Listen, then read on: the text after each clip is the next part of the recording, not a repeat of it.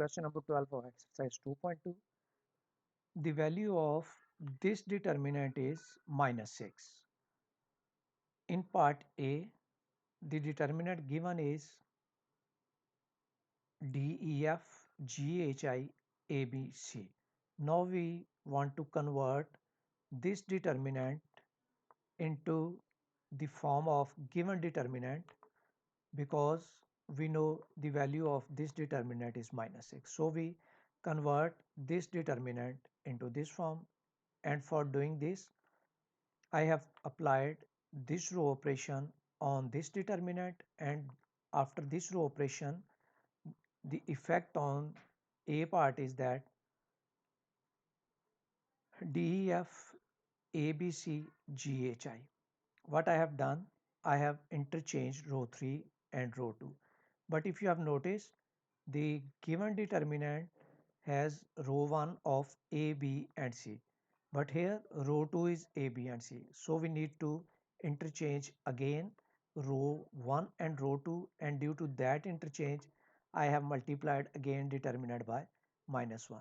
Now this becomes 1 and the value of this determinant is given in the question, and that is minus 6. So the evaluation of this determinant is that this is equal to minus 6.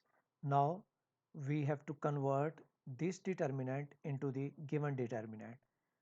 If we take 3 common from row 1, minus 1 common from row 2 and 4 common from row 3, then that will be equal to the given determinant whose value is minus 6. So the value of this determinant that is given here will be equal to minus 12, and this minus 6 is given that value of the determinant this much one is minus 6, and this minus 12 is the product of these three terms. So the value of the determinant is 72. दोबारा से एक दफ़ा देख लें कि जो value हमें determinant given था उसमें से हमने 3 फर्स्ट रो में से माइनस 1 सेकेंड और 4 थर्ड में से जब कॉमन ले लिया तो जो डिटर्मिनेंट हमारे पास आ गया ये सेम वही है जिसकी वैल्यू माइनस 6 गिवन है, तो उनकी वैल्यूज पुट करके हमें आंसर मिल गया. 13th question, use row reduction to show that this determinant is equal to this value. So I have applied the Gauss elimination method, and these are the row operations. Row 1 is my pivot row. I have applied these two row operations, and as a result I have got these two zeros because I know that my target is to make these equals to 0, and then I have to make this element equal to 1, and as we are dealing with determinants, so this will be taken common, and after taking common the value of row 2 will become c minus a over b minus a. Then the goal is to make b square minus a square equals to 0. So this is the row operation that I have done here, and this is the calculation of this row operation that makes this equals to 1. Now the target is to make this value equals to 1, and this will be done by taking these two quantities common from row 3, and as we have taken these two common from row 3, then this one is our triangular matrix, and its determinant is simply the product of leading diagonal entries. Those are 1, 1 and 1, and these are three terms that those are multiplied by this determinant, and this is the result that we had to prove for this determinant, that is equal to b minus a, c minus a and c minus b. Properties of determinants, these are for exercise 2.3. that determinant of k is any scalar that is equal to k raised to power n into determinant of a. N is the number of rows or columns. As we are dealing with determinants and determinant is only for the square matrix, so the number of rows will be equal to number of columns. So determinant of a plus b is not equal to determinant of a plus determinant of b. Determinant of a b will be equal to determinant of a into determinant of b, and as we know that a into a inverse is equal to identity, if we apply result 3 on this result, this will be equal to determinant of a into determinant of A inverse, and due to this product the result that I have written in 4 is possible, because this is A inverse, determinant of A inverse will be equal to 1 over determinant of A, that is taken from this result.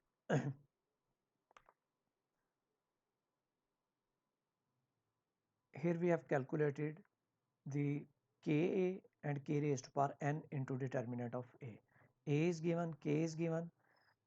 Ka is, A is matrix. We are multiplying scalar by a matrix, so this scalar will be multiplied by all the entries of a matrix, and this become minus 2, 4, 6 and 8, and its determinant is minus 40. Its right hand side is determinant of A will be multiplied by k raised to power n. K is 2 and n is number of rows or columns, those are also 2. So for evaluating right hand side, determinant of A will be minus 10. Now this result will be 2 is given as k is 2, and this 2 is taken from the value of rows, and those are also 2, and this is minus 40. This shows that left hand side is equal to right hand side. And we have to, in question number 2, A and B are given. You have to prove that determinant of AB is equal to determinant of A into B, and determinant of A plus B is not equal to determinant of A plus determinant of B. Question number 3 is, by inspection explain why determinant of A is 0. We know the properties of determinants when the determinants are equal to 0, if any row or column equal to 0, if two rows are scalar multiple, and also the other properties we know. If you notice this, the column 2 is scalar multiple of column 4. If we multiply column 4 by 2, we get column 2. That's why its determinant is equal to 0. Which of the following matrices are invertible? We know the result that matrices are invertible if their determinant is not equal to 0. We simply find determinant of the matrix. If determinant is not equal to 0, then the matrix is invertible. For this matrix, the determinant is not equal to 0, so this matrix is invertible. Question number 5 is same like the previous exercises question, in which the value of determinant was given. Here A matrix is given and its determinant is given, that its determinant is minus 7. And now we have to find the values. For A, we have to find 3A determinant. So this is the result for K into A determinant, and that is equal to K raised to power n into determinant of A. Here K is this 3 that is taken, and this 3 is taken from the order of the matrix, that is 3 by 3. So this 3 comes here, and determinant of A is given, that is minus 7. So its value is 27 into minus 7. Then we have to find determinant of A inverse, and we know this result that determinant of A inverse is equal to 1 over determinant of A, and here I have used the value of A determinant, that is minus 7. C part is same like A. This is k raised to power n, k is 2, n is 3, and then determinant of A inverse. And determinant of A inverse is equal to 1 over A determinant, and then its values, and its value is minus 8 over 7. For part D, 2A whole inverse, that will be equal to 1 over 2A determinant. This is again equal to k raised to power n into determinant of A, and this is its result. For part E, we are given with the determinant, and we have to convert this determinant in the form of the given matrix, because we know the determinant of given matrix is minus 7.